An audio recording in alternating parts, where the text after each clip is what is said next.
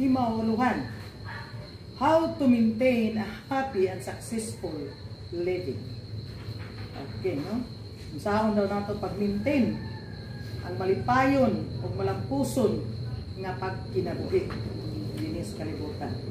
Dili kalimod nga karong panahon na rampan o kalat na kaayo ang mga panghitabo, mga unexpected nga mga panghitabo, isan pa din lang sa atong lungsod o sa atong palibot tungod sa mga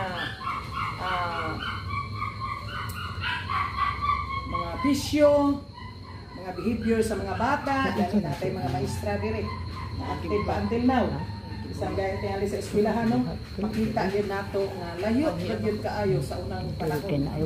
Layo So, wala na gayon. Kayo sa mga ginikanan nga ilang mga anak nagpabilin nga respetado, nagpabilin nga matinahoron. Okay.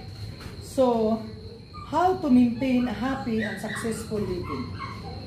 Halos tingali tanan nangandoy ngayon ani nga matang sa kinabuhi ang atong ikinabuhi adlaw-adlaw.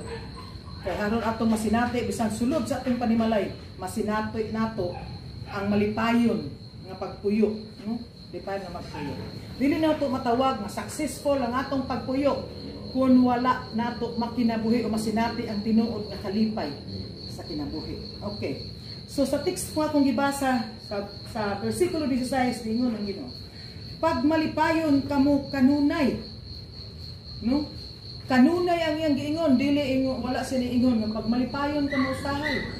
Labi na kung maabot kaninyo ang kadagaya sa usahay ra.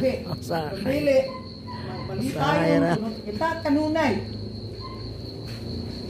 Unsaon nato pag sinapi ang malipayon nga kinabuhi kung gilibutan ta og daghan kayo kung ato lang is like mga dagom og unos sa atong inadlaw sinapit nato sa atong adlaw-adlaw nga pagkinabuhi. Mga problema dili lamang sa financial o problema sa palibot. Kaya kung unsay problema sa palibot, apektado ka tungod kay naa ta nagpuyo sa usa lang ka komunidad. Apektado kita.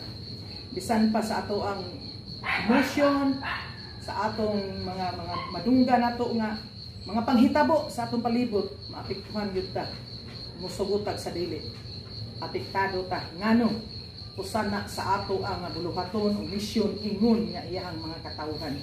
Ikinahanglan nga aduna tay kinabuhi nga adunay pagpakabana ngadto sa uban. No? Pareha lang kanta bitaw nga pagkadaghan sa lahing mata. No? Nga nangandoy pang matulog. Kay mas tamis ang magdanggo.